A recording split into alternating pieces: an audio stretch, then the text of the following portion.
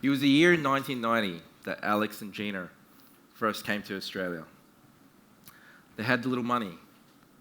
They spoke very little English. They didn't understand the Australian culture, and nor did they understand how to deal with corporate Australia. But against all odds, they built from scratch a company that now employs over 300 people, rivals household brands like Blackmores and Swifts, to become the largest vertically integrated vitamin and supplement company in Australia. My name's Michael Wu. That's me in the little red shirt there. I used to be cute. A lot has changed then. Long before I became managing director of Nature's Care, I had the fortunate experience to see the entire journey firsthand. Today, I want to share with everyone the inspirational story of my parents. Now, why is this important? Because 4 weeks ago, my first son was born.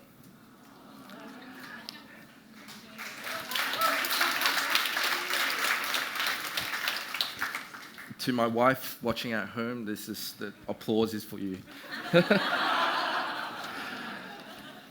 So, holding Aaron in my hands for the first time, I instantly felt my life changed forever. I felt so much love for him. I felt the joy. I felt gratitude. But the one thing I wasn't ready for was that I also felt fear.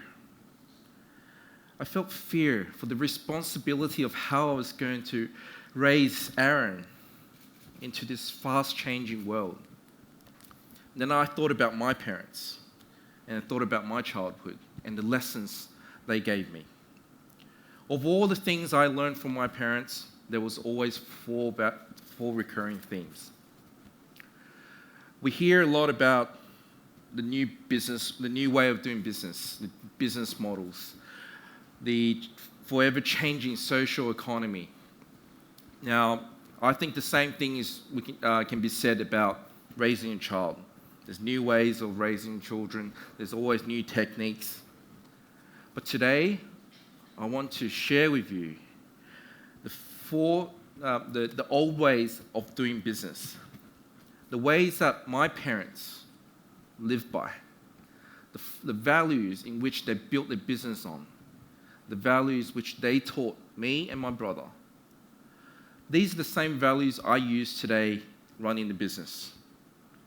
It's the values I hope one day I can instill into Aaron. You all know these values. They're very simple values. You may live by these values, but it's very unfortunate that we don't talk about these values anymore. The first value that I was taught by my parents was always to be brave, to defy conventional wisdom and believe in yourself. 27 years ago, my parents did the bravest thing they could have done in their life. They moved to Australia. Like a lot of migrant families before them, they did it because of me and my brother. I was 6 at the time, my brother was 10 months old. They sacrificed so much. They moved away from everything that they were familiar with. They moved away from their families, their friends. And they came to a country where they would struggle to communicate with. Now, Australia is known for a country of opportunities.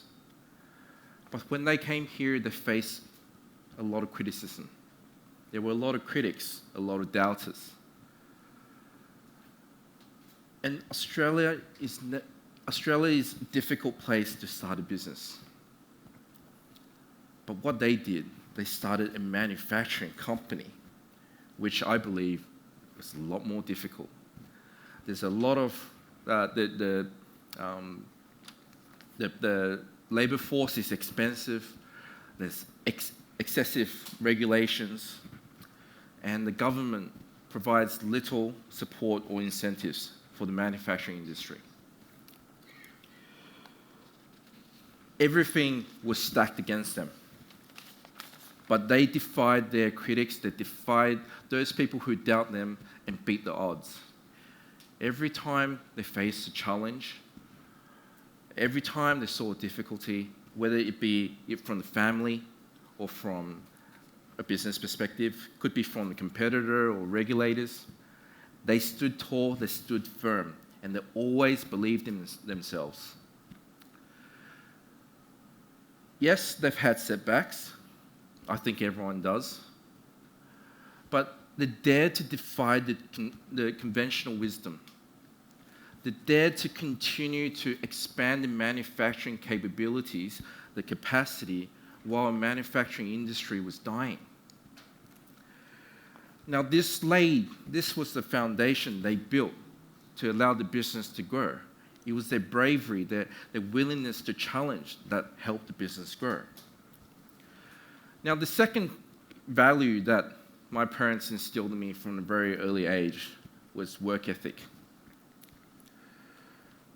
A lot of you have probably never heard of Nature's Care until tonight.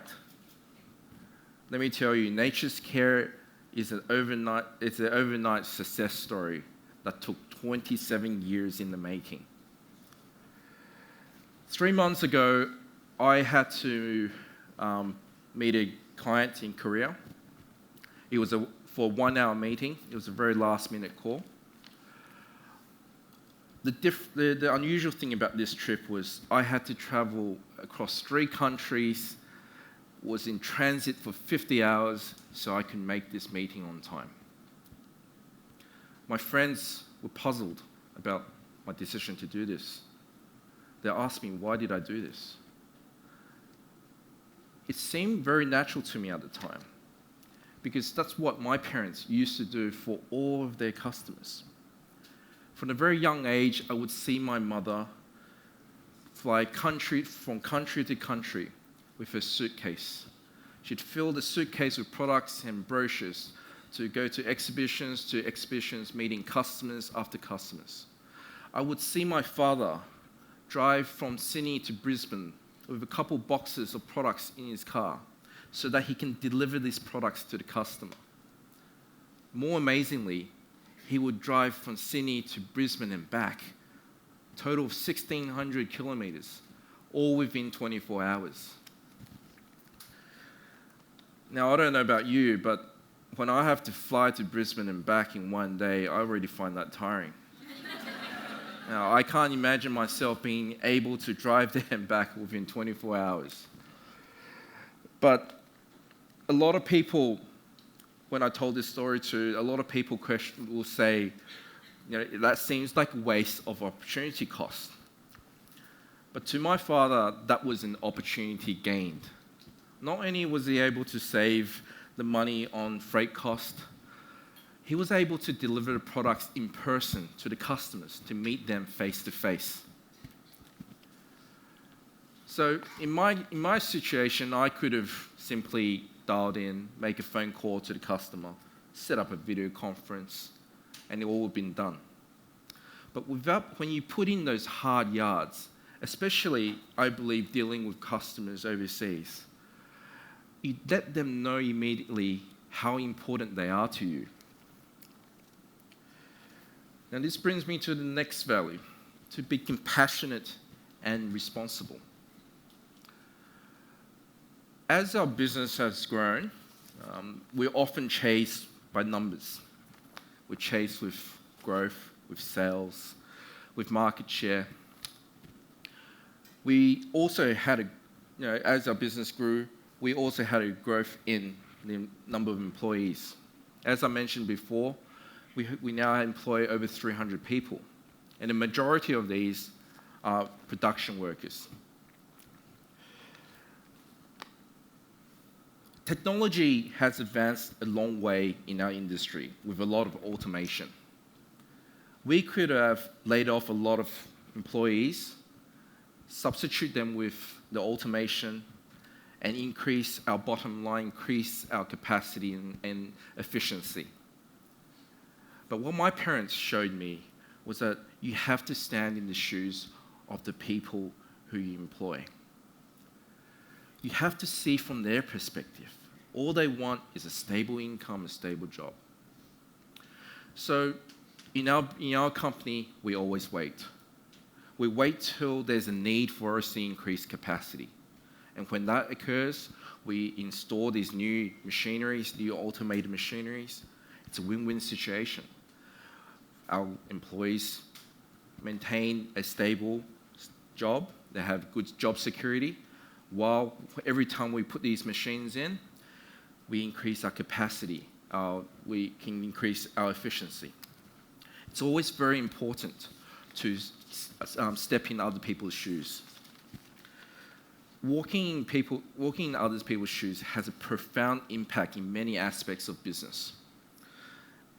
I believe it is especially true when you're dealing business across different cultures. In recent years, we've dealt with a lot of companies in Asia. In actual fact, about 50% of our products ends up in Asia. Unfortunately, Australia is a very risk-averse country. Before we do anything, there's always a contract that needs to be signed and handed over. But this is a way for us to protect ourselves when we're working with people overseas. But put yourself on the other side of the table. If you are the one who's selling products for the person, like for me in Australia, and I hand you a document, 50-page thick, legal document, to say, sorry, you need to sign this first because I need to protect myself, what would you think? I think immediately you'd start protecting yourself as well. And this is where relationships breaks down. Instead of thinking, how do I protect myself in business? How do I protect myself in this deal? Think about learning about their culture and how business is done over there. Honestly speaking, sometimes a handshake or a bottle of Multi will work wonders beyond your belief. Now, the final value I want to share with all of you, and this is the one value that my parents showed me the most throughout their entire lives, is humility and knowledge. Knowledge has always been a very important part of my upbringing. I actually believe it was because of this that we moved into Australia. It was not about the exam marks or the test. It was about allowing me and my brother to have an all-rounded education, to have the ability to learn new things, to play all the different sports we have in Australia, to have different hobbies. I remember the 1994 bushfire. Our house was 4 houses away from the fire, so we were asked to evacuate. We took the important documents, but then I saw my father come from the back and loaded the boot with my violin and my set of encyclopedia. Now, for the younger generation out there, you may not know what an encyclopedia is. It is not a click of a button to Wikipedia, it is books. Now, the volume, I think one volume would be about this big and weighs a ton. I didn't think much about it then. I reckon I probably complained to Dad saying, why didn't you load my Nintendo system? Why did you bring these books out? But now when I think about it, I realize how much they valued knowledge over other things. So throughout my upbringing, I helped a lot in the business. So we are a manufacturing company, manufacturing products, supplements, skincare products. I worked in all sides of the company. I started in warehouse. I worked in the production area. I learned how to operate the machines. I worked in sales, in marketing, in operation. And I think I'm probably the only one in my industry, the only managing director in my industry to hold a forklift license. But the thing is, my parents show me the importance of being humble, to show humility. They always kept my ego in check and asked me to never stop learning. Honestly speaking, in this day and age, especially when you're working, it is very hard to do. But a couple weeks ago, my dad again demonstrated to me this value to me in the most unexpected way. Mr. Jack Ma had an event down in Melbourne, the launch of Alibaba, and we were invited. There were a lot of industry CEOs and chairmen who, along with my father. Now, when Mr. Ma talks, I can imagine all the CEOs and all the chairmen, anyone with such high titles, to be sitting there, looking at him, nodding, agreeing. Not my dad. He took out his phone and started filming. He sat along with all these CEOs and all the chairmen out there and started filming. Not only that, afterwards he took the video home and started watching the video over and over again. He literally studied it. Now, you don't have to agree with everything you hear. You don't have to agree with anything I say. But without the humility, you will not be able to absorb this knowledge. You will never be able to recognize these pearls of wisdom, even if it's right in front of you. So finally, I want to say this. My parents not only taught me this, the very remarkable thing was they never said it to me. They never say you have to be brave, work ethic, show compassion, and show humility. They demonstrated to me. They led by example through everything they do, day by day, year by year. They haven't changed a bit. These are the values that they live by. And as a business leader, I hope I can instill these simple, traditional values into everything I do and every decision I make. And hopefully, that I can teach my son through my example so that one day he will follow these values. Now, before I end, a little education on culture. In my culture, we're not allowed to take the kids out of the house for the first month. This was his first outing. You can see he's wearing a tie. His first outing was we took him straight to work. Now, thank you.